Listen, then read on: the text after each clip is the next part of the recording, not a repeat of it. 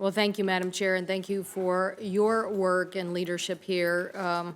Many people know that we started the year with a full focus on energy policy in January, but what they probably don't know is that we continued to meet every week since then to talk about energy policy, and so that's why we're here today. So I wanted to thank the staffs from both of the majority and minority for their hard work on getting us to this point today, and all the staff from members on both sides of the aisle for their work in support of this legislation. It's no secret that when you try to take into consideration energy policy everywhere from West Virginia to Hawaii or from Louisiana to Maine, you're going to have some differences of opinion about what should be the priority. So I appreciate all our colleagues working together to try to make this the best bipartisan legislation that we could have today. This legislation represents the first attempt to craft broad bipartisan legislation since 2009, and the chairman and I agreed in the opening days of Congress that it was important for us to address the emerging energy policies that are important for our country. Every day, somewhere in the country, we experience either extreme weather, climate, cyber, or just an aging infrastructure. So we decided that we needed to make sure that we were moving forward on energy legislation that would help our country. In fact, since the last 2007 energy bill released, the U.S. energy landscape has changed dramatically. Wind capacity has more than tripled. Solar PV installations are up 15%. The number of LED lights in the U.S. has grown more than 90 times to nearly 34 million LED lights. And thanks to the use of more LEDs, the U.S. Department of Energy estimates that Americans can save over $30 billion in their electricity costs and cut American energy consumption for lighting by half by 2030. So not all these things happen because of policy, but the policies that we helped implement along the way helped us make these transitions. The quadrennial review, which we had a hearing on recently, laid out the challenges that we face on our energy security moving forward very clearly. It's true that we've had substantial progress in driving down costs and uses of low carbon energies, but it is also the case that we need to do more to break through barriers and integrating new technologies into our legacy energy infrastructure. And it's clear that in order to stay competitive globally, we must modernize the U.S. electricity grid, particularly as our economy transitions of one to which is a very data-intensive industries and information technologies that will drive our whole country's growth.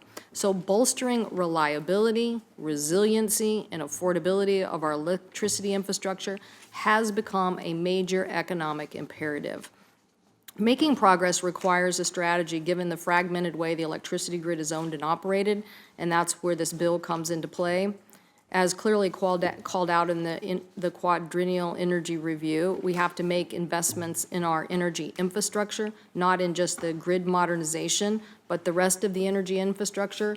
I've become to believe that our energy infrastructure is almost like clogged arteries, particularly when it comes to the fact that even energy commodities compete with each other to try to get access to market, and to say nothing of the fact that agricultural products get pushed off the rails because of energy products. So our bipartisan efforts here are to try to address these challenges in 6 particular areas: energy storage, modernization of the grid, cybersecurity, energy workforce, the Strategic Petroleum Reserve, and the Land and Water Conservation Fund. In the bill, we look at developing cost-effective energy storage technologies tailored to the electricity grid, and we've heard witnesses before the committee about what a game-changing technology storage could be for us in bolstering resiliency and integrating more diverse resources into the grid. So we've taken testimony on proposals by Senator Franken, Senator Heinrich, Senator King, and Senator Wyden on this topic, and we've tried to implement the best ideas. 6.3 gigawatts, that is 3 times the capacity of Hoover Dam, is needed in the West in the next 15 years. So investing in storage will help us meet this emerging market demand for new energy. Second, we just need to modernize our grid and accelerate the transition to a more distributed, resilient grid. And we took in compelling testimony from many people about this topic. And we also included language from my colleagues, the senator from Maine and senator from Hawaii on this topic, the importance of distributed generation and microgrids. To help accelerate the transition, we have put language in the bill that will really help us on demonstrations, microgrid developments, and performance metrics. Because we've implemented some of this in the Pacific Northwest already, the distributed technologies have demonstrated a 15% peak electricity reduction and a 10% consumer cost savings. So we want to continue to invest in this area. On the issue of cybersecurity, there's probably not a day that goes by that we don't hear about the threats. In fact, according to the Department of Homeland Security, 56% of the cyber incidents reported were directly related to the critical energy infrastructure, and most importantly, towards the electricity grid. So, and that's a number that continues to grow. So for the first time, this bill formalizes the Department of Energy's role as sector-specific agency for coordinating cyber response within the energy sector, and it means we must do more in the area of cyber-related R&D, supply chain security, and public-private partnerships or information sharing to better protect the public and parts of our economy that are so dependent upon the electricity grid. This legislation also calls for an investment in workforce. Some 55% of all energy workers are expected to retire over the next decade. In fact, over the next 15 years, the energy sector will need to replace 2 million workers and hire an additional 1.5 million workers for new jobs.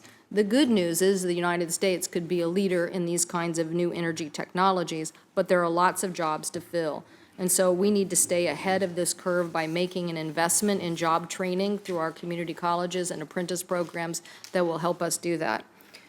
The Strategic Petroleum Reserve, a subject that has gotten a lot of attention of late, is under a tremendous amount of pressure to make sure that we make new investments. This bill reasserts the fundamental purpose of the Strategic Petroleum Reserve, which is our most important federal energy security asset. The quadrennial review lays this out very specifically and analyzes the energy security value and ways to maximize it for the taxpayers. So while we've had other legislation looking at using SPRO money for infrastructure investment, I hope this committee will lock arms on the need to make sure that SPRO resources are used to help the distribution of our products and make it cost effectively immediately.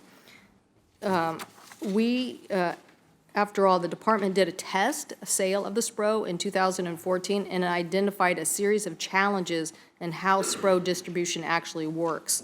So we shouldn't be in a situation where we actually have an emergency and can't get SPRO to work effectively, and that's why we need to redouble our efforts to make sure that we make an investment in this.